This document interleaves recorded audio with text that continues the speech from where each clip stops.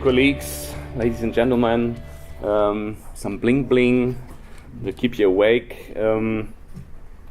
I will continue with the topic Morten just presented and go a little bit more into detail about some of the aspects.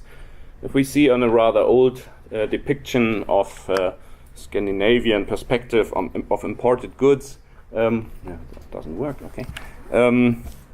We see there's a lot of imports in the 5th, 6th century, also late Roman, but Frankish glass is exceptionally popular in Denmark and Norway, as you just have seen. And of course, it's also clear where the glass is produced in the area around Cologne, indicated down here. So there is the production area and the consumption area, but what is in between? And that's the area of our institute. It's the German Bight, Lower Saxony and Schleswig-Holstein, and I would like to go and try to find something which would add up on this topic. As you can see, here's nothing, but I hope I can change it a little. The dot indicates the situation, the placing of a little trade place or beach market, you could call it. It is situated at the area where the coast is curved outside, so every ship which would follow the coastal pathway would have to get around this corner, and so it is a very good place for a little trading place. And the island of Amrum is a moraine island which is very stable in an ever-changing dynamic landscape, together with the other islands Sylt and Föhr. So it's a very good place to locate, to place settlements and trade places. You see there's a beach situated in front of the island, producing a nice sheltered bay. And it was like that a long time in history, so we can imagine that it might also have been a migration period like that.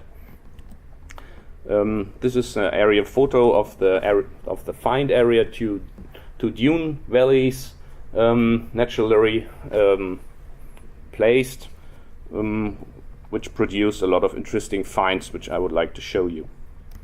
That's the area, nature protection area. Mother Nature tells us where we can work. We can't push away the dunes, of course, so we just have to take it as it is. And Mother Nature is a very good archaeologist too. Wind and rain can excavate much more gentle as we can do that. You see the rain and the wind has taken out some post holes which were dug in white sand, because the whole area is covered with a layer of white sand. Later there were post holes dug in, and as the filling of the post holes is stronger than the white sand, the wind and the rain works them out in a positive way. So this is quite nice. Nobody touched it. We could just go there and document it. And in this area there's a lot of clay sod walls, as you see here. They look like a sort of parcelment plots laid out in this area. And there are some pithouses and a storage place with a round ditch around it. So there are structures here and there, but it's a bit difficult to understand what it actually is. But the finds help us a lot. There's thousands and thousands of potteries, the Anglo-Saxon type, as we have heard, nicely decorated. And there's a lot of metal finds like cruciform brooches.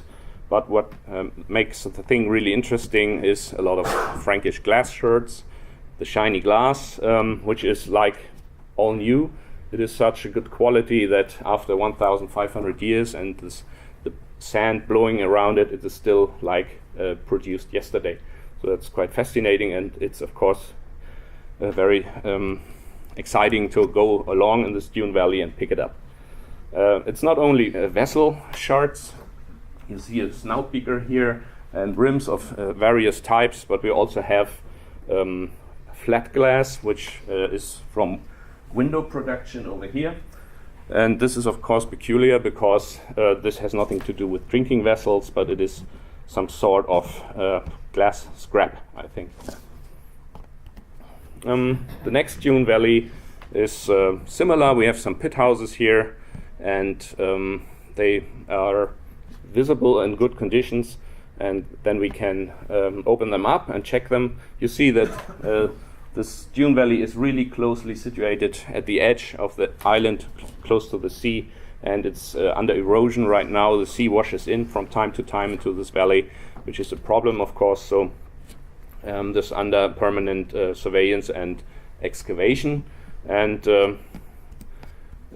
you see the people here, they are all looking to the ground, and this is fruitful, because if you do that you find a lot of beets. So we call this valley the Beet Valley, and the other one the Glass Shirt Valley. And you see all kinds of nice beet types, some from amber, most from glass. And if you look closely, they have all their little dents and little errors. So I think this is just discarded trade good. And many are broken, many have little errors, and I think people just threw them away there. It's all in all, it's about 80 beets in this little dune valley. And there's some more Frankish shirts also from that valley, which the wind has eroded out of the soil. If we check the Pithouses, you see they are very poor. Actually, they are the worst I've ever seen. They're crooked. The floor is uneven, as you see here. They're really terrible. And I think this is a very strong indicator that these Pithouses were very short-lived. They were just maybe one season in use as a shelter to store some things, or to shelter from the rain. But otherwise, certainly people were not living in them all year round or anything. And you have seen all the finds which are around this, so I really think this is some sort of beach market, a trade place which was in seasonal use, which could be reached with ships easily from the North Sea. And people would not live here, but meet here for maybe 1 month. All the potsherds might indicate that they were feasting there. The pottery got broken. I don't know what was in there. Might be alcohol, but it is a very distinct archaeological situation, I think.